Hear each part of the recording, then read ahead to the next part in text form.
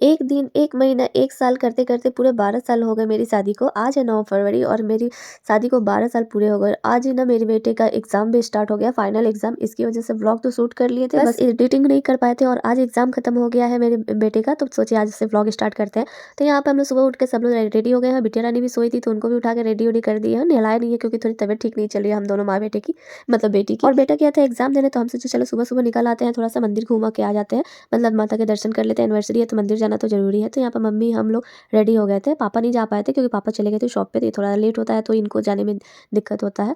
तो यहाँ पे बिटिया रानी तैयार होकर सबसे पहले निकल जाती हैं बाहर, क्योंकि इनको सबसे ज़्यादा बेचैनी रहती है बाहर जाने की, मतलब घूमने की, गाड़ी में बैठने की।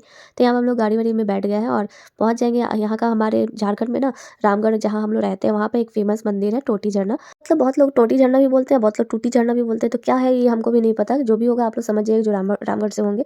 तो यहाँ पर हम लोग जब पहुँच गए थे, मतलब हम लोग को जाते-जाते 9 साढ़े 9 हो ही गए थे और यहाँ पे जाकर हम लोग प्रसाद वगैरह ले लिए थे।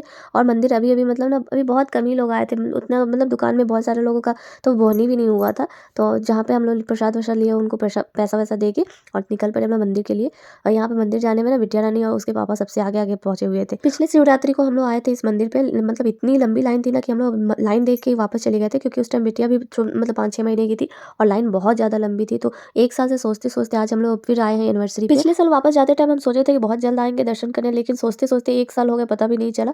और ख़ैर जब बुलावा आता है तभी हम लोग आ पाते हैं, कहीं भी दर्शन हो पाता है। तो यहाँ पे हम लोग पहुँच गए थे मंदिर में और यहाँ पे आते ही ना बहुत ज़्यादा शांति है, मतलब एकदम शांत माहौल टाइप से लगता है। कोई भी मंदिर जाइए तो वहाँ का माहौल ही अलग लगता है। तो बिटिया रानी तो सैंडल पहन के घुस आई थी, लेकिन हम लोग अंदर मंदिर के आँगन में जाने से पहले उसको निकाल दिए थे और यहाँ पे जल वगैरह ले लिए थे। यहाँ पे ना एक तालाब जैसा है, वहीं से जल लेते हैं। और यहाँ पे ना जो मतलब जहाँ पे शिवलिंग है ना, वहाँ पे अपने आप ऑटोमेटिक ही देखिए आप लोग, अपने आप पानी गिरते रहते हैं, मतलब माँ गंगा उस शिवलिंग पे अपने आप अपना जल अभिषेक करते रहते हैं। फिर उधर दर्शन-वर्शन करके उधर से आते टाइम हम लोग यहाँ पे बाहर से ही नाश्ता ले लिए थे, पूरी कचौड़ी जलेबी, क्योंकि फिर आकर बनाने में मतलब हिम्मत नहीं थी और जाने की जल्दी में ना हम लोग नाश्ता वगैरह कुछ बना नहीं पाए थे। ये बोले चलो बाहर से ही लेके आ जाएँगे। इनको पता था कि अगर हम नाश्ता बनाने लगे तो 10 बज ही जाना है, कितना भी जल्दी करें तो निकलने में। तो और इनको जाना रहता है शॉप पे, क्योंकि शॉप पे सुबह-सुबह बहुत सारे काम रहते हैं इनका, इसीलिए बोले कि चलो नाश्ता बाहर से ही लेके आ जाएँगे। उसके बाद रात को दिन तो ऐसे ही बीत गया। रात को आते आते टाइम ना ये केक लेते आए थे, क्योंकि बच्चे लोग हैं तो उन लोगों को बहुत ज़्यादा अच्छा लगता है, केक केक करते रहते हैं। तो उसी बहाने उन लोगों को केक भी मिल जाता है और हमारा सेलिब्रेट भी हो जाएगा छोटा-मोटा जो भी है घर में ऐसे ही।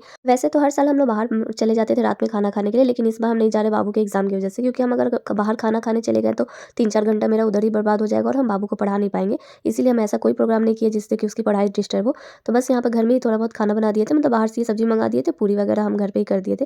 केक-वेक खाने के बाद हमारा खाना-पीना हो गया और जो भी था अच्छे से हमारी एनिवर्सरी सेलिब्रेट हो गई। इस साल तो हमारी एनिवर्सरी ऐसे ही चली गई, लेकिन अगले साल छोड़ेंगे नहीं, इसका बदला अगले साल लेंगे।